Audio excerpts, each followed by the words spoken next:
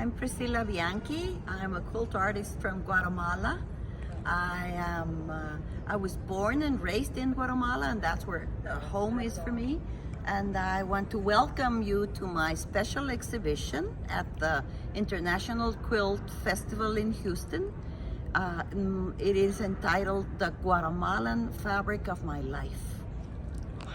And I have 15 different quilts here that are a retrospective of my 25 years of artistic career. So there's a little bit of everything in here to show you. Can you tell me about what inspired you to make this one? Okay. In my work, what makes my quilts different is the fact that I use Guatemalan fabrics in them, which for me was a very natural step in my development as an artist to use my own native fabrics. And when I started doing that, then my work changed and transformed and my style changed. And I love the colors, and I love that they bring a lot of texture and also depth and luminosity to the quilts, because they are very bright and happy, but not like on your face bright, but just like bright. Yes. And very rich looking, very rich looking. You can definitely see all the different textures in the fabrics, which is so cool. And where do you find your fabrics? Okay, I find them in, I have to go to, there are several weavers who provide me with the fabric, because there are many different qualities and thicknesses of Guatemalan fabric, but for quilts I needed the finest fabric, because I combine them with American cottons and other types of fabrics. So I went out to the country looking for the weavers, and that's how I get my fabrics. Wow. It's very special. Very special. Yes. The other thing that I love is to create movement through the use of color, because you can see here how the blue goes into the purple, and then the greens, and then they come to the oranges and pinks. So I really love to do that by the use of transition fabrics, that I call them. Because here, for example, you have the blues and the purples that go down here, but then you have the yellows and the greens that go up there. So this is a transition piece. Oh, beautiful. Yes. Very cool. Okay, this is a great example of a mix and match of fabrics that I use, because Guatemalan fabrics are the basis of what I use, but then I add to that a lot of other types of fabrics that have the same rustic handmade quality to them, like African fabrics that I have here and there. Hand dyes, for example, I love to use. I also use batiks, like these two Indonesian batiks, and lots of other types like Australian Aboriginal fabrics, Japanese fabrics, because handmade fabrics have a different feel to them, and they are like supple and just rich and beautiful and very easy to work with. So I'm not afraid to mix and match lots of things that may go there. That's very cool. Yes, to create the effect that I want. Very cool. And do you quilt as you go, or do you quilt all of it at once? No, I don't quilt as I go. In fact, nowadays I don't quilt at all. Oh, okay. My friend Laura Lee Fritz from Northern California, she quilts the quilts for me. And I have to say that my work is much better because she quilts them, because I could never do such a good work of it. Yes. And she does everything free motion, and it really complements what I piece. Beautiful. Now, what about this fabric here with the little With the fringe? fringe? Yes. Yes, that's a Guatemalan fabric. That is. It would be Wow. perfect for a jacket, wouldn't it? It would. That would be really cool as a Yes, jacket. Yeah. Wow, I love the textures. Oh, well, this is another interesting one. This to me is the essence, it represents the essence of weaving, because you have the warp and the weft, and then the over-under motion of the weaving. And this one, I usually use only commercial fabrics that are hand woven, but that are sold by the yard at markets or stores. But in this case, a friend of mine gave me scraps from women's skirts, and they have this beautiful embroidery. Oh, that's fun. So that added to the design, because they have a linear nature, and so to me it spoke of threads. That's really cool. I love how you've incorporated so many different textures. Many different textures. It's so cool. Yeah, because I like my quilts. You know, when you see my quilts from afar, you see something, and then when you see them up close, you start getting all of these surprises and intriguing little things. Definitely. And I like to keep people guessing on how did she do that. and I like the surprise effect of finding out new things. Then I would like to go to these. These are my most recent work from 2019 or 20. For the past like 10 years, I've been quilting for 25. And when I started, I began very close to American quilt making tradition, very working in a grid, very precise, very exact. But little by little, I've deviated from that. And nowadays, I'm working more, almost only in an improvisational way. And about 10 years ago, I discovered that many of the traditional Mayan costumes and textiles have letters in them. And sometimes they convey a message, and many times they are just there for decoration. So that's how I like to use them. And so I create all of these letters and then put them together in a kind of catty-wampusy way. Very cool. Yeah, I think those are my favorite ones. I love them. I like It's very freeing, and my process is very spontaneous, very intuitive. I don't think about it. I just do it and enjoy the process. That's nice that you can do that. Yes. I tend to overthink things. So Yes. it's really nice that you can relax and do that. But I was like that also when I started. I would measure and remeasure and use rulers and templates. And so it's taken me years to like loosen up and relax and like this other way of working. So you're giving us permission to not do so much measuring. Oh yes, yes.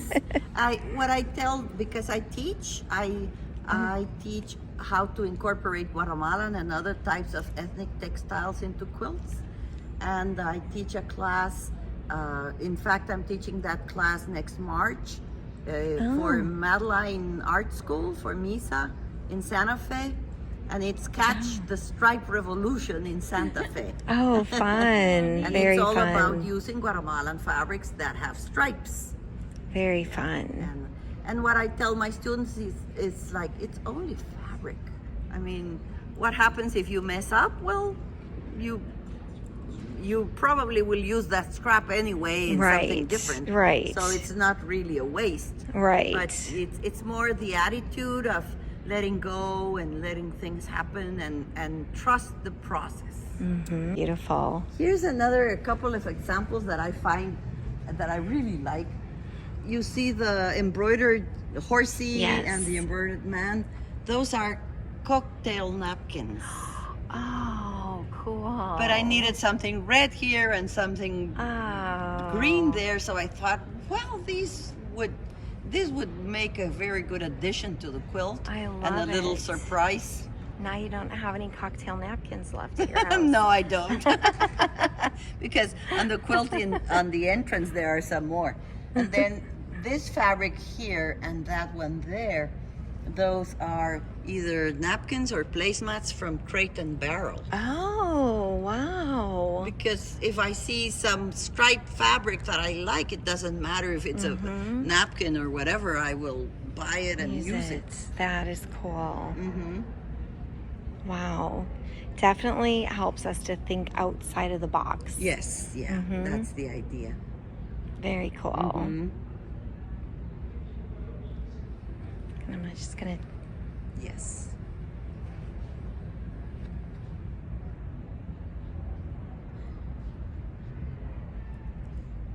What is this one called?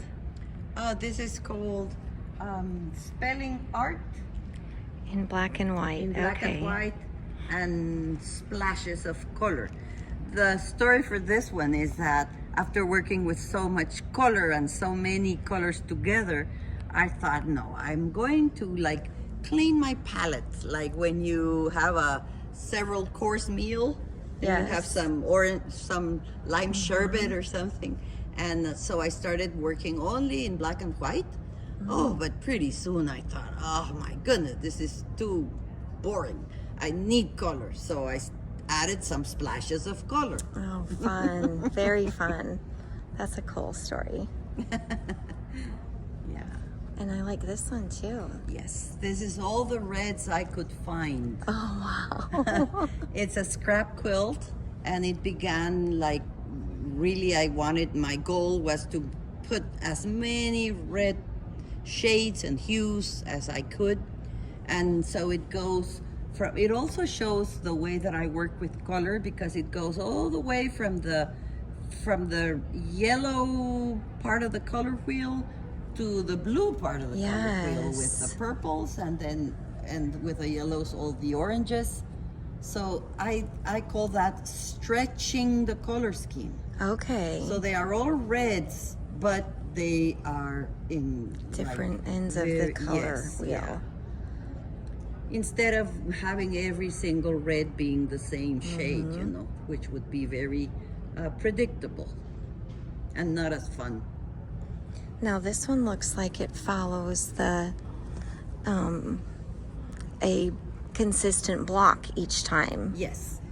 In this one, I chose to use the same shape throughout, so the shape wouldn't distract you from looking at the fabric.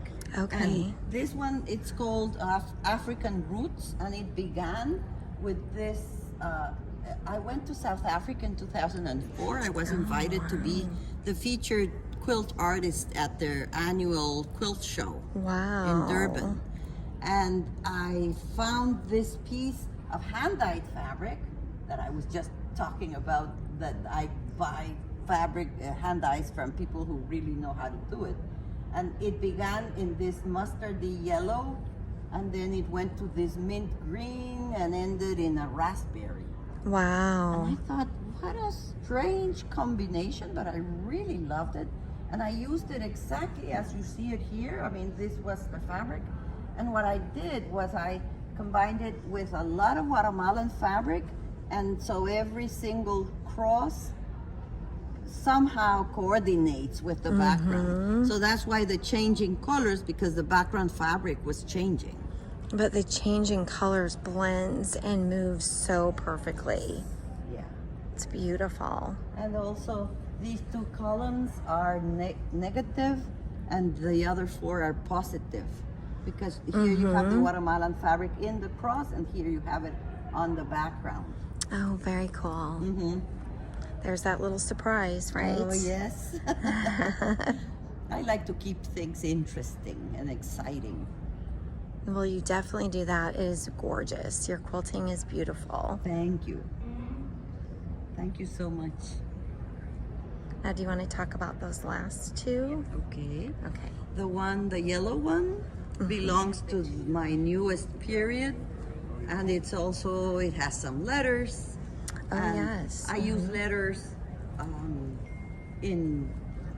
to the right, to the left, in reverse, mirrored, all sorts of marks and symbols. And I just love the freeness of it. And to me, this is very African. Yes. It didn't intend to be that way in the beginning, but I do love African fabrics, and so that's how it ended.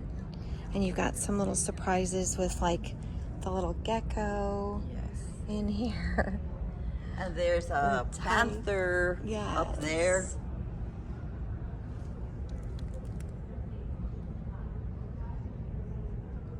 Very cool.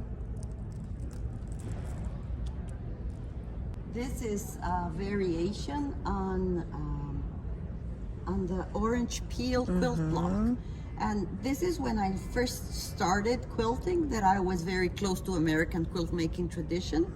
But I made a twist to it because the traditional orange peel is based on a square block, and this one is based on a triangular block. Oh. So that makes for a little variation, which I really like. And to me, this quilt suggests like a stained glass window. And it's like there's a source of light coming through. And all the brightness of the Guatemalans really stand out with the dark navy background. Yes, the fabrics are just gorgeous. And your quilting is gorgeous as well. I love how you varied a traditional pattern and made it into something of your own. Yes. And the little scallopy edge up there is cool. That's a little surprise in there. It's only at the top. Yeah. Very cool. And you know, when I first started out quilting in Guatemala, away from mainstream quilting, I thought that was a great disadvantage because I didn't have anybody to help me or to solve problems with. But then years went on and I realized that it is a great advantage because then I have to figure out things for myself and devise methods that work for me that are completely different. And my quilts are a great result of that originality and making things differently. So well, they I'm very are happy. beautiful. Thank you for sharing your story with me. I appreciate it. Okay, Marty. Thank Mindy, you. I'm sorry. It's okay. It's okay. Okay, here are some more quilts that Priscilla made. Guatemalan fabric of my life. Here's the sign of her exhibit. And there's just 4 more to show you. It was such an honor to get to interview Priscilla about her quilts and to learn more about the process behind her quilt making. This exhibit was absolutely beautiful and such a neat way that she incorporated Guatemalan fabric into all of her various quilts. If you notice, some of her quilts have borders. Some of the quilt designs went all the way to the edge. It was just very interesting to learn about her color design and her way of quilting. She asks if you could all follow her on Instagram to help her Instagram channel grow. Thanks for watching. Bye.